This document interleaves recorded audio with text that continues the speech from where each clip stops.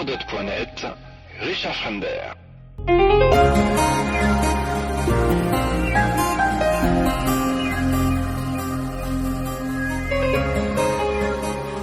Au début des années 90, un sous-marin localisait une épave, celle du SF Hydro, un ferry de transport norvégien opérant dans la région de Telemark entre 1914 et 1944.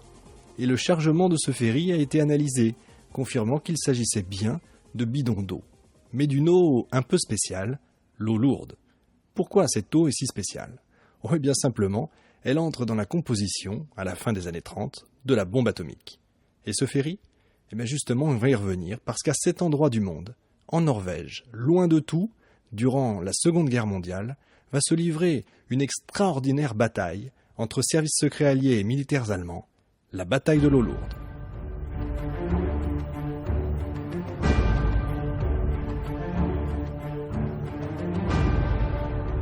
Revenons un petit peu au contexte. À la fin des années 30, le principe de la fission nucléaire est mis au point par plusieurs scientifiques. Alors on ne va pas rentrer dans les détails bien sûr. En 1938, un noyau d'uranium bombardé de neutrons se casse en deux, en libérant 2 neutrons ainsi qu'une énergie considérable, ce qu'on appelle l'énergie nucléaire. Un an plus tard, en 1939, les 2 neutrons libérés peuvent désintégrer d'autres atomes d'uranium, entraînant une réaction en chaîne, ce qu'on appelle la fission nucléaire. Et si cette réaction est maîtrisée, elle peut générer une énorme source d'énergie, imaginez 100 millions de fois celle d'une molécule de carburant. Il faut donc utiliser un retardateur pour ralentir la fission, et ce retardateur peut être soit du graphite, ou alors de l'eau lourde. Qu'est-ce que c'est justement que l'eau lourde ? L'eau lourde, on l'appelle aussi oxyde de deutérium, est chimiquement identique à l'eau. Mais l'hydrogène est alors remplacé par du deutérium, l'un de ses isotopes. Et du coup, au lieu d'avoir H2O, le symbole de l'eau, vous avez D2O, D pour deutérium. Or, le deutérium a une densité plus élevée, plus importante, plus lourde. C'est pour ça qu'on appelle cela l'eau lourde. Revenons maintenant à l'histoire. Le 2 août 1939, Einstein aux États-Unis envoie un courrier à Roosevelt, alors président des États-Unis, pour l'alerter sur la possibilité imminente de fabriquer une arme nucléaire. Et il l'informe également que les Allemands ont commencé les recherches. Un mois plus tard, pour information, vous le savez, la France et la Grande-Bretagne vont entrer en guerre contre l'Allemagne. Pour revenir à notre histoire, les Allemands ont décidé de produire du plutonium et d'utiliser de l'eau lourde comme ralentisseur. Ils auraient pu utiliser du graphite, mais ils veulent de l'eau lourde. Or, depuis 1935, l'usine Vemork Norsk Hydro, pardonnez-moi pour l'accent, à 120 km à l'ouest d'Oslo, en Norvège, produit de l'eau lourde. À l'origine, elle produisait des engrais azotés, mais on peut comprendre qu'elle ait changé sa stratégie. Elle devient le seul lieu de production en Europe, le premier et le seul fournisseur de toute la communauté scientifique. Or, à partir de 1940, va s'engager la bataille de l'eau lourde, une succession d'opérations militaires de la part des Alliés pour éviter, et on l'imagine, que les Allemands n'entrent en possession de l'eau lourde et ne s'en servent pour élaborer une bombe atomique.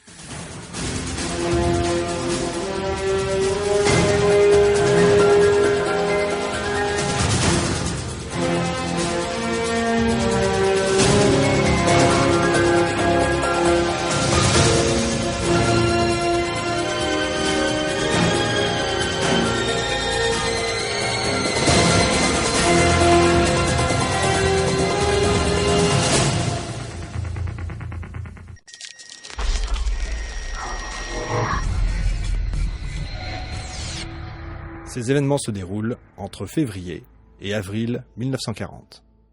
C'est la première opération, c'est une opération française.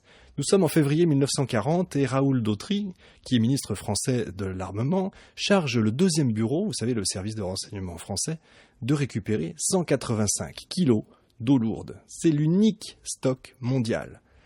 Tout cela avant que les Allemands soient sur le point d'envahir la Norvège. On le sait, la Norvège est neutre et on sait très bien que les Allemands vont s'y diriger. Pourquoi ? Parce qu'au début de la guerre, la Suède fournit à l'Allemagne du fer qui est indispensable à l'effort de guerre. Du coup, pour les Allemands, il est important de sécuriser le transport de ces chargements dans le couloir maritime entre le Danemark et la Norvège. Il y a une importance en plus stratégique des ports norvégiens qui sont ouverts, eux, vers l'ouest. Il y a donc une course entre les Alliés et l'Allemagne pour maîtriser cette zone, en dehors même du fait de notre histoire de l'eau lourde. Le 9 avril 1940, l'Allemagne va envahir rapidement le Danemark et la Norvège. Ils vont d'ailleurs rencontrer assez peu de résistance. Les Alliés n'osent pas intervenir par respect pour la neutralité de la Norvège. Revenons à notre histoire maintenant, parce que début mars, un mois avant l'invasion, un agent français est envoyé à l'usine, sur place, pour négocier l'achat. Le directeur de l'usine qui le reçoit, qui lui en plus est hostile aux Allemands, accepte alors de céder le stock sous forme de prêt. Dans son idée, il sera remboursé après la guerre. 3 agents vont être chargés de rapatrier en France le chargement. Vous imaginez que 185 kilos ne se portent pas dans une sacoche. Premier problème. Le second problème, c'est que le territoire est déjà en partie occupé par les Allemands et les déplacements sont hautement surveillés. En plus de ça, les Allemands sont au courant de ce transfert et vont chercher à l'intercepter. Les 9 et 10 mars 1940, les bidons d'eau lourde sont stockés à la légation française d'Oslo. Ils sont dissimulés dans des valises et des sacs postaux pour voyager le plus discrètement possible. Et grâce à la complicité de la résistance norvégienne, les agents vont voyager avec des noms d'emprunt sur des vols commerciaux. Ils vont réserver des places sur d'autres vols avec leur vrai nom en plus pour brouiller les pistes. Le transport va être effectué par 2 équipes, selon 2 itinéraires différents. Le premier va faire Oslo-Édimbourg le 12 mars, le second, le 13 mars, va faire Oslo-Stavanger-Perth en Écosse. Et le troisième problème est là, l'avion n'est pas chauffé pendant le vol et l'eau lourde a un vrai problème. Si elle gèle, elle n'est plus utilisable. Il faut imaginer les agents français dans les avions, s'asseyant sur les bidons et les entourant de leurs mains pour les réchauffer. C'est une vision qu'on n'imagine plus évidemment aujourd'hui. Une fois arrivés en Écosse, les 2 équipes vont rejoindre Londres, puis Paris. La mission est un véritable succès. Seulement voilà, l'usine continue de produire. En décembre 1941, c'est Pearl Harbor, les États-Unis entrent en guerre et décident à leur tour de lancer un projet, le projet Manhattan. Vous savez, c'est le projet de recherche pour la réalisation de la bombe A. En février 1942, les Alliés apprennent par la résistance norvégienne que les Allemands continuent de vouloir mettre au point la bombe. En plus, maintenant qu'ils ont envahi la Norvège, ils ont l'entier contrôle de l'usine de Vemork. La décision est prise. L'usine doit être détruite. Ces événements se déroulent entre octobre et décembre 1942. C'est la 2e opération. En plus, cette opération va se décomposer en 2 phases, dirigées par les services secrets britanniques, cette fois du SOE, le Special Operation Executive. Première phase, 4 Norvégiens vont être envoyés en éclaireurs. La seconde phase, des ingénieurs britanniques vont être largués en planeur dans la zone de l'usine pour la faire sauter.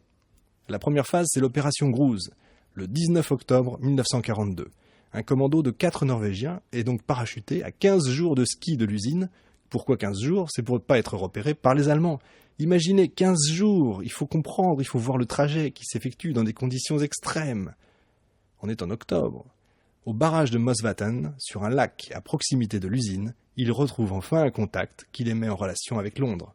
Seulement voilà, l'expédition a été tellement longue. En plus, ils ont été largués au mauvais endroit. Londres ne croit pas avoir affaire vraiment au commando. Il pose donc la question secrète. Qu'avez-vous vu à l'aube ?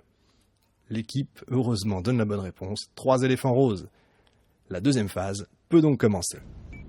La 2e phase, c'est l'opération Freshman. Les 4 Norvégiens vont donc préparer l'arrivée des Anglais. Ils vont choisir un lieu d'atterrissage pour les planeurs à 5 km au sud du barrage de Mosvatten. Ils vont mettre au point la stratégie d'attaque de l'usine, ce qui n'est pas si simple parce que l'usine est très difficile d'accès. D'abord, la vallée, qui est couverte d'une épaisse forêt qui va s'élever à la verticale du lit de la rivière Tyne et qui est surplombée par un sommet de 1600 mètres. L'usine est construite en plus sur un promontoire rocheux à 300 mètres au-dessus de la rivière et accessible par un seul pont, tendu au-dessus du vide et protégé par 2 hommes armés d'une énorme mitrailleuse. Des câbles en plus sont tendus au travers de toute la vallée pour éviter les attaques aériennes. Et enfin, les abords de l'usine, on l'imagine, sont minés. Seulement voilà, le lieu est quand même mal défendu. Il y a seulement 12 hommes d'armes dans l'usine. Même si, en sortant, vous pouvez tomber sur les 300 000 soldats allemands en Norvège, la retraite peut quand même être assez compliquée. 12 à 16 ingénieurs sont nécessaires pour l'opération qui est intitulée Royal Engineers de la Royal Air Force. Par sécurité, pour envoyer donc les ingénieurs, on double la mission. Il y aura donc deux vols. Ils doivent être largués dans des planeurs au-dessus de la zone et guidés par radio depuis le sol puis seront escortés jusqu'à l'usine pour y poser les charges et la faire sauter. Ensuite, c'est très simple, en tout cas sur le papier, ils doivent rejoindre la Suède par paire, en circulant, sous l'apparence de voyageurs norvégiens. On leur a tout fourni, argent, cartes, vêtements, etc. Tout est parfaitement préparé. Mais la mission va se révéler catastrophique à cause d'une accumulation de malchance et d'erreurs. Le jeudi 19 novembre 1942, l'opération est lancée, malgré le mauvais temps. Le premier convoi décolle à 17h50. Rapidement, il y a une défaillance du système radio, et l'avion doit naviguer uniquement avec les cartes. En plus, il navigue dans de mauvaises conditions météo, on l'a vu, de la glace va se former sur les ailes, il va alourdir l'avion, et le câble va également avoir sa glace qui va s'accumuler dessus, le câble qui relie l'avion au planeur, le câble va lâcher à 60 km de la cible, l'avion à court de carburant et en plus alourdi doit faire demi-tour le plus rapidement possible, le planeur s'écrase avec 17 hommes. On dénombre 8 morts, 4 blessés graves, 5 seront indemnes. Ils seront secourus par des fermiers du coin, mais les Allemands arrivent sur place rapidement le lendemain et les capturent. Le deuxième convoi décolle 20 minutes après, à 18h10. Un premier planeur est lâché trop tôt et s'écrase en montagne. Tous les occupants cette fois meurent sur le coup. Le deuxième planeur s'écrase également dans la montagne. 7 morts et des blessés qui sont faits prisonniers par les Allemands. Les 2 avions, eux, qui tractaient les planeurs s'écrasent aussi. Voyez la difficulté. Les Anglais n'apprendront l'échec en plus de l'opération qu'en interceptant un communiqué allemand. Tous les prisonniers vont être rapidement exécutés par les Allemands, mais pire que tout, une carte de l'usine est découverte dans la carcasse d'un planeur, et donc très rapidement, les Allemands identifient la cible et renforcent la sécurité de l'usine. C'est l'échec total de la mission. Les 4 agents du SOE parviennent heureusement à s'enfuir sans être pris, et dès que les Anglais apprennent qu'ils ont survécu, c'est le fighting spirit anglais, ils décident d'une chose, lancer une nouvelle opération.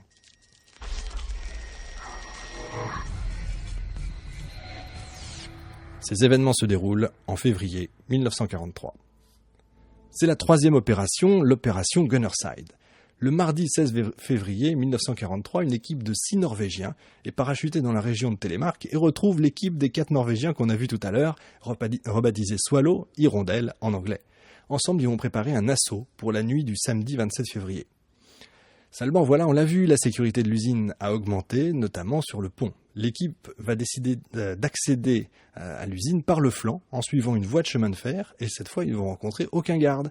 Ils entrent grâce à un complice à l'intérieur et ne rencontrent aucune résistance. Vous savez, c'est comme au Moyen-Âge, quand on attaquait un château, on n'entrait jamais dans le château par la force, il y avait toujours un complice. Là c'est pareil, on entre grâce à un complice.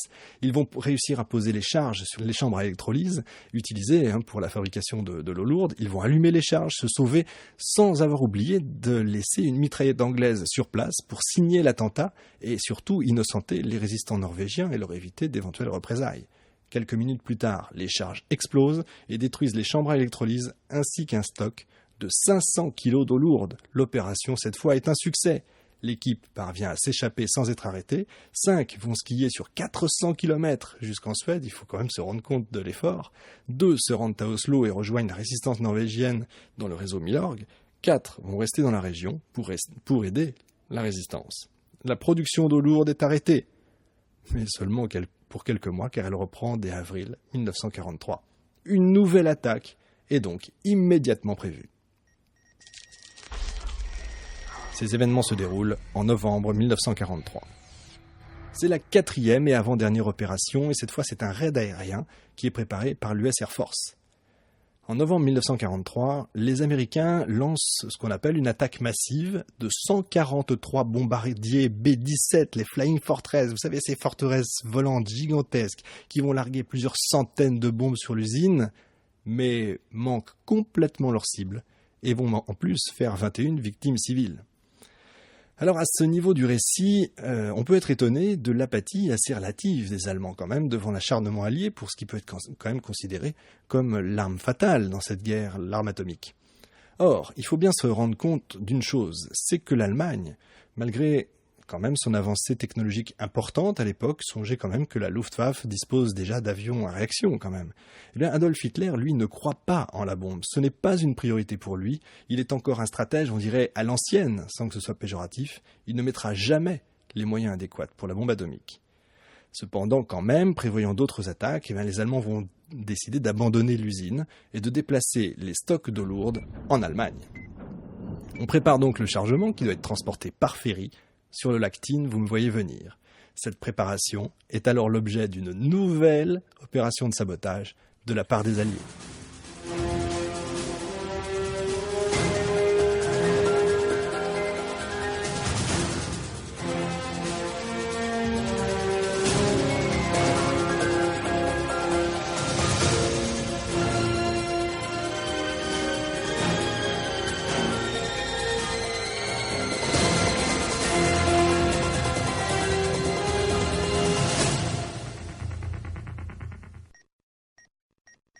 Ces événements se déroulent dans la nuit du 19 au 20 février 1944. C'est la 5e et dernière opération. On est le samedi 19 février 1944. La veille du transport des bidons d'eau lourde sur le ferry SF Hydro, 3 saboteurs norvégiens s'introduisent à bord et placent plus de 8 kilos d'explosifs dans la cale, puis quittent le navire. Le matin du dimanche 20 février 1944, le ferry, comme d'habitude, commence à s'ébrouer lentement.